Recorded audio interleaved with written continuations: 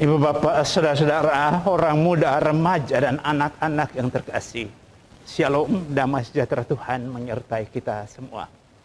Hari ini, Senin 28 Desember 2020, adalah Senin yang merupakan hari di mana kita merayakan pesta kanak-kanak suci martir.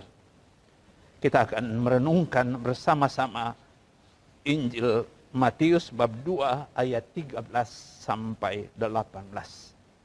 Mari kita membuka renungan ini dengan tanda salib. Dalam nama Bapa dan Putra dan Roh Kudus. Amin.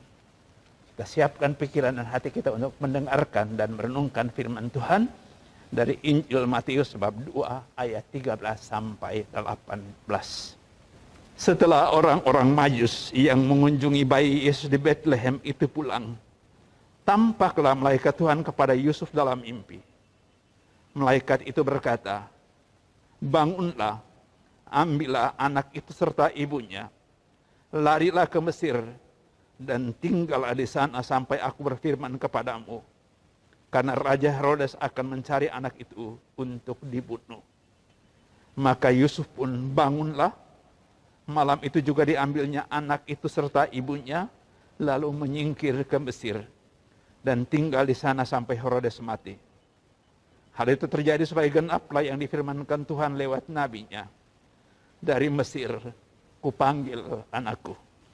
Ketika Herodes tahu bahwa ia telah diperdayakan oleh orang-orang Majus itu, sangat marahlah ia.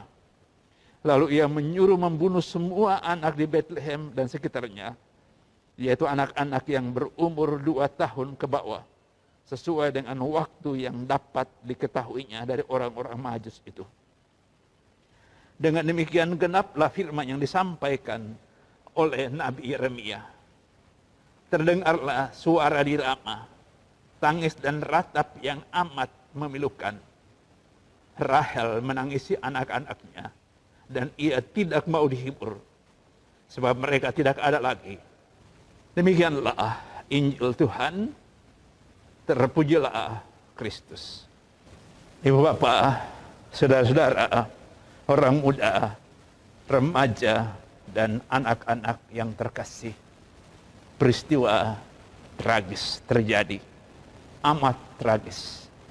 Anak-anak tak berdosa menjadi korban dari kemarahan seorang Herodes, korban untuk Yesus.